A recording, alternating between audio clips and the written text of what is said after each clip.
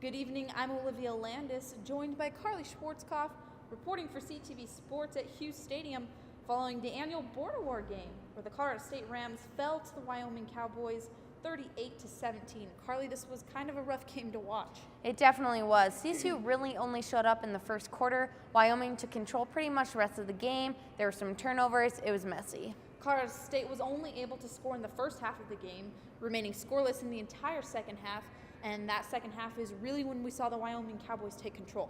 Wyoming Cowboys also took control in terms of interceptions. They really jumped on those opportunities that CSU gave them. If you take a look at CSU against Minnesota last weekend, they gave them 10 points on turnovers. Tonight they gave Wyoming 14. CSU's got to figure that out. That definitely appeared to be detrimental to the Rams. However, let's take a look at quarterbacks.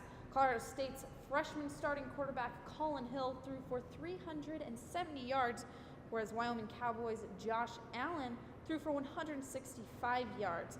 Even though there's a big difference, it speaks large to the Cowboys' running game.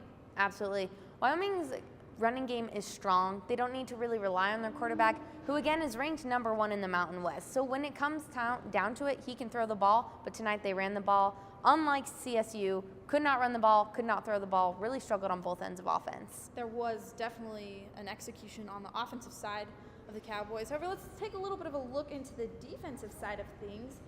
The Cowboys' defense is ranked 10th nationally for interceptions. All of their defensive backs have interceptions so far. All of their starting defensive backs have interceptions so far. And we saw that in tonight's game.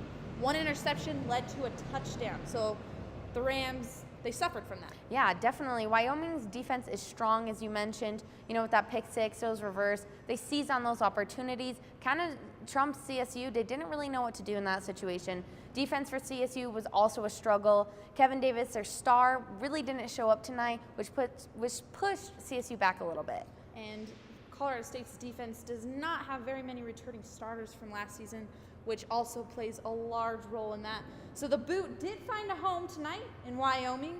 It was a tie before. It was 24-24 since the bronze boot has been incorporated into this rivalry, and it looks like Colorado State will be saying goodbye to it for this year. However, next week the Rams are back at Hughes Stadium for homecoming weekend when they take on Utah State.